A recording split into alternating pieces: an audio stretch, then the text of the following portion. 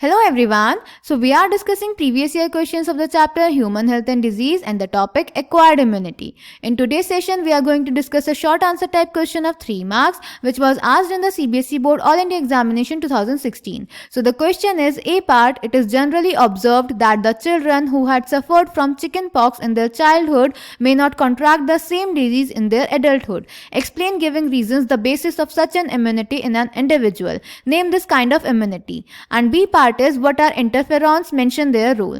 तो बेटा इस क्वेश्चन के ए पार्ट में हमें बोल रहा है अगर किसी बच्चे को उसके चाइल्डहुड में चिकन पॉक्स हो जाए तो उसके बहुत ही रेयर चांसेस होते हैं कि उसको एडल्टहुड में भी ये डिजीज वापस से होगी. इसके लिए हमें रीजन देना है और बताना है कि कौन से टाइप की इम्यूनिटी है. और बी पार्ट में हमें बताना है इंटरफेरॉन्स क्या होते हैं और उनका रोल बताना है. So let's check the answer. तो बेटा ऐसी इम्यूनिटी जो अगर एक डिजीज चाइल्डहुड में हो जाए तो एडल्टहुड में उसके होने के चांसेस बहुत कम होते हैं. इस केस में जो इम्यूनिटी इन्वॉल्व है वो है एक्टिव इम्यूनिटी. जो एक्टिव इम्यूनिटी है उसमें जो सेकेंडरी और प्राइमरी रिस्पॉन्स होते हैं वो मेमोरी पे डिपेंड करते हैं. जब एक बार किसी ह्यूमन की बॉडी में कोई एंटीजन आता है तो ह्यूमन बॉडी उसके अगेंस्ट रिस्पॉन्स करती है. उसको बोलते हैं प्राइमरी रिस्पॉन्स जो कि बॉडी में एक मेमोरी डेवलप कर देता है. तो जब वो पैथोजन दोबारा से बॉडी में आता है तो body secondary immune response cause करती है जिसकी वजह से वो एंटीजन इन्फेक्शन नहीं कर पाता.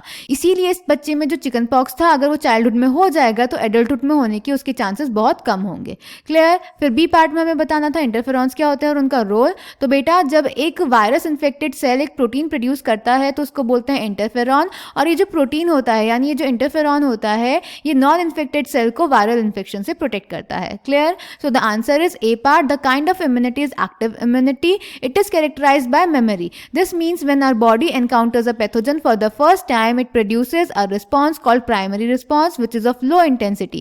Subsequent encounter with the same pathogen elicits a highly intensified secondary or anamnestic response. Therefore, it is generally observed that the children who had suffered from chickenpox in their childhood may not contract the same disease in their adulthood due to the development of memory cells. And B part is virus infected cells secrete proteins called interferons which protect non-infected cells from further viral infection. So I hope this question is clear to you. Thank you.